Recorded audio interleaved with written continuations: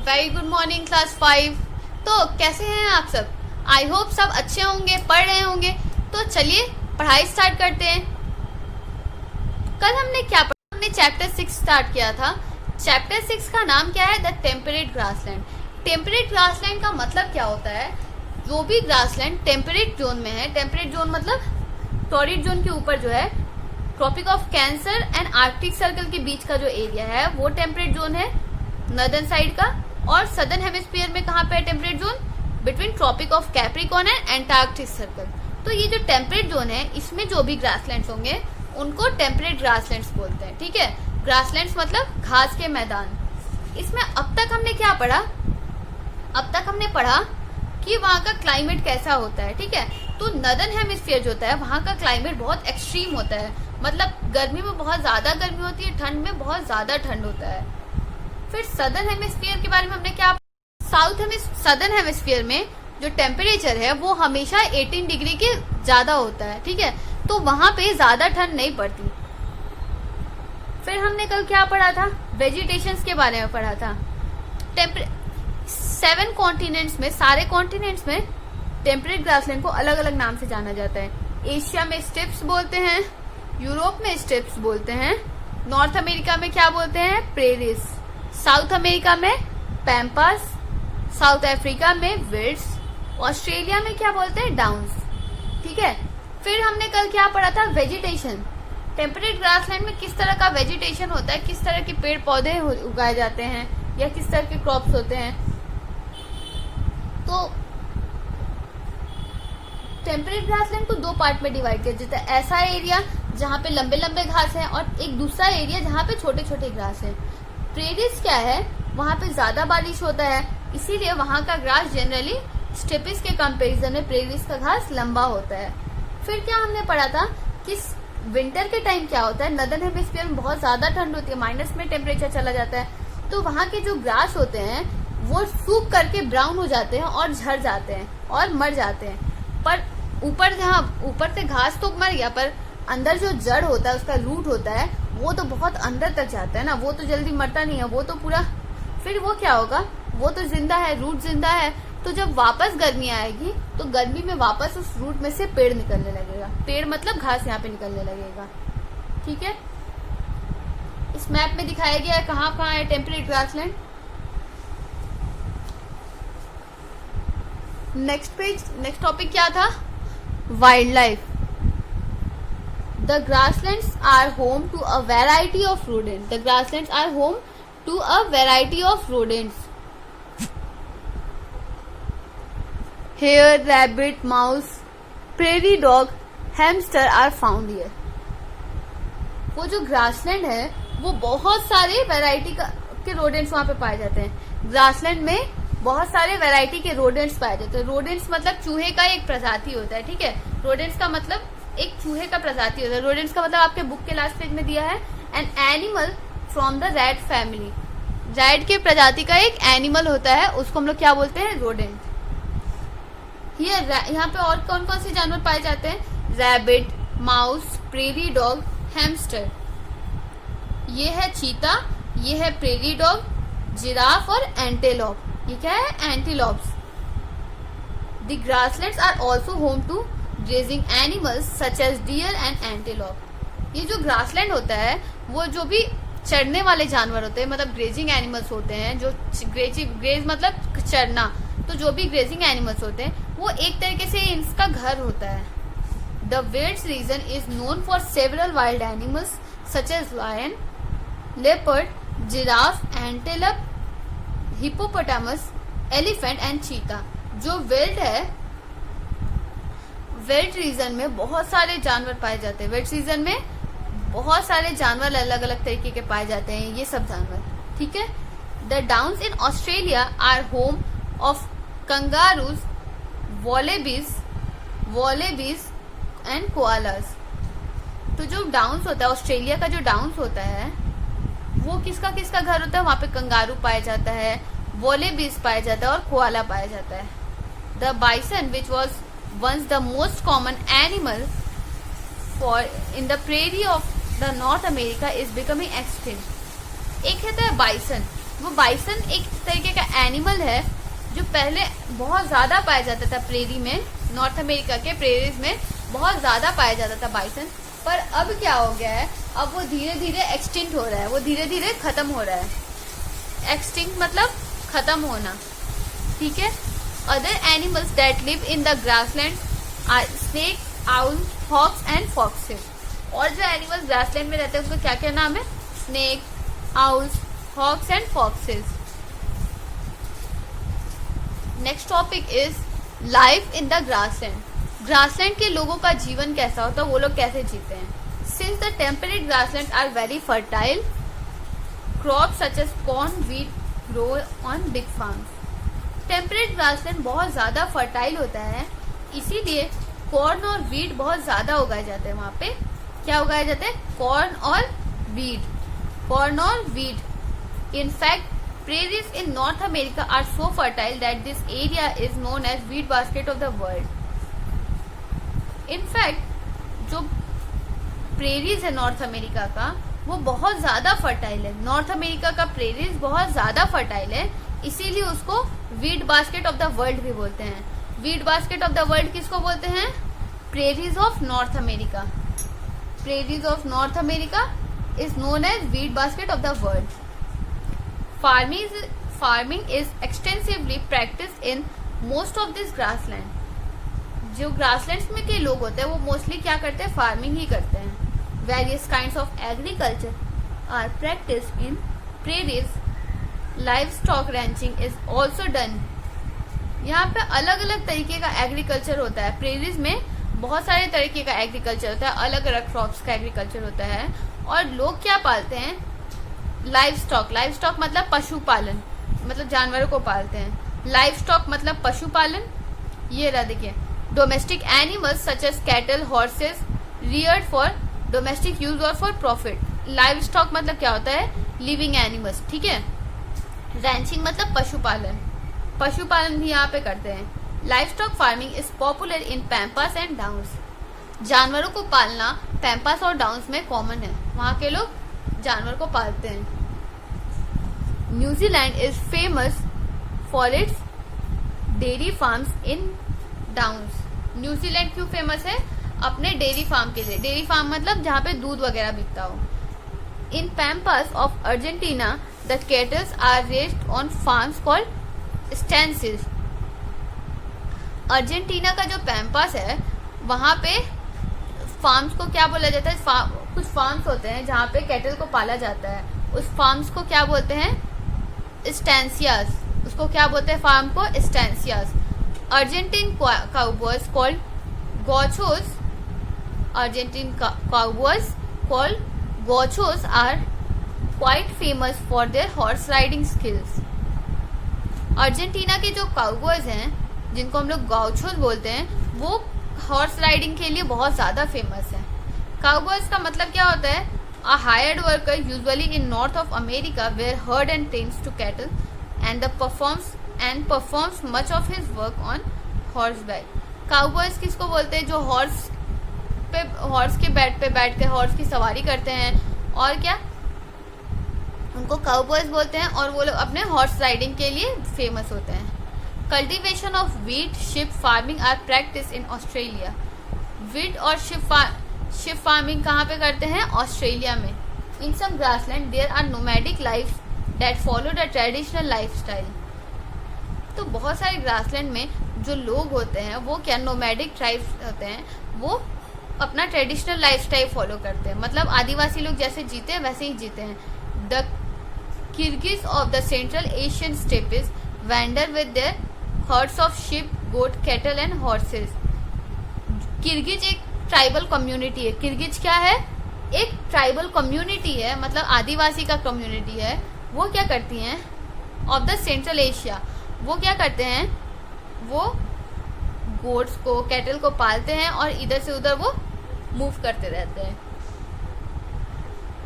दो Hottentots of South African breeds lead a nomadic life rearing cattle, sheep and goats. Hottentots क्या है?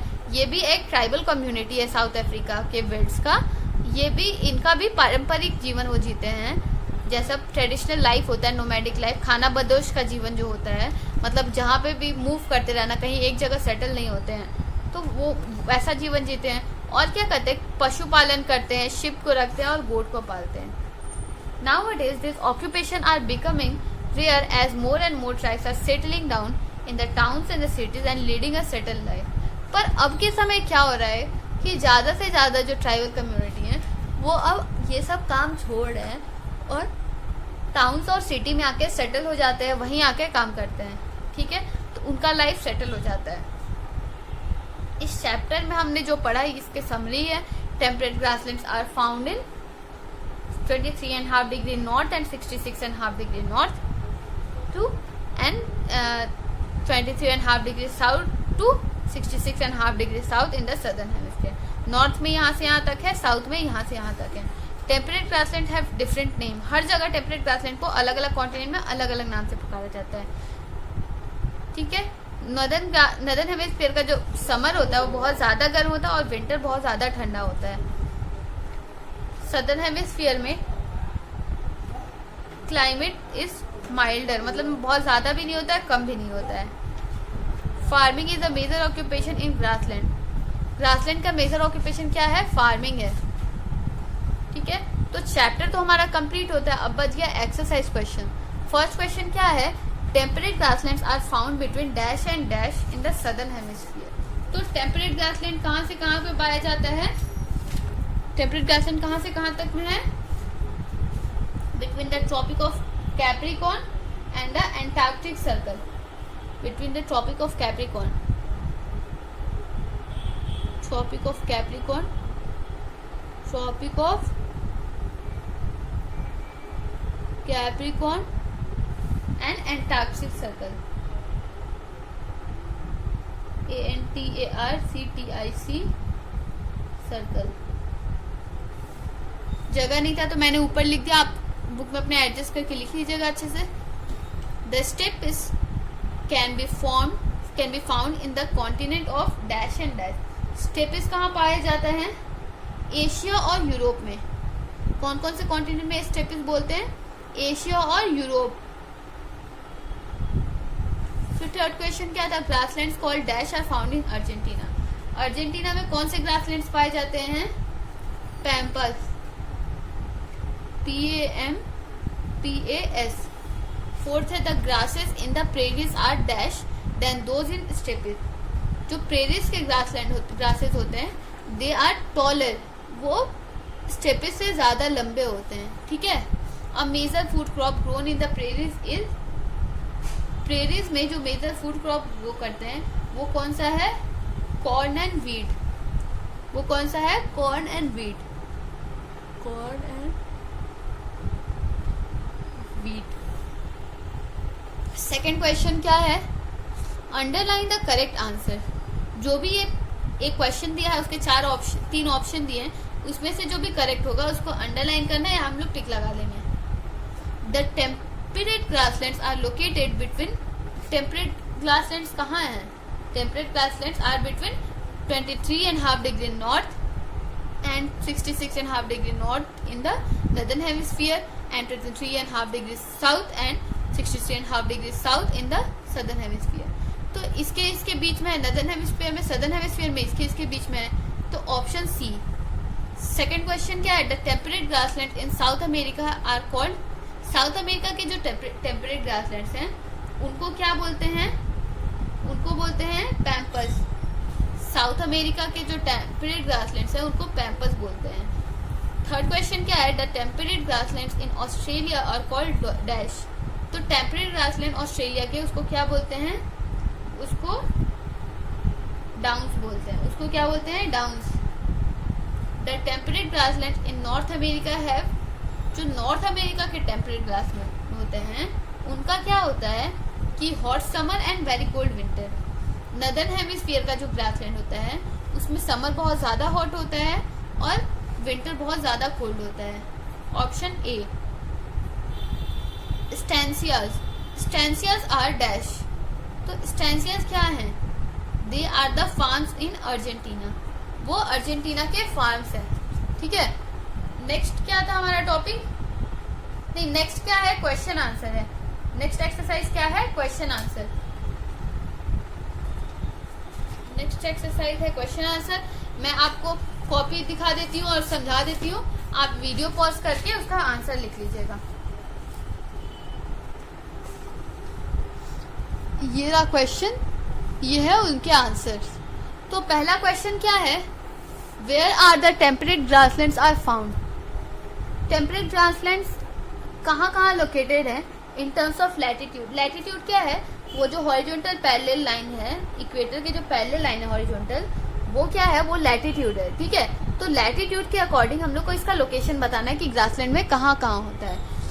तो इसका आंसर, फर्स्ट का आंसर है temperate grasslands are found between Tropic of Cancer and the Arctic circle.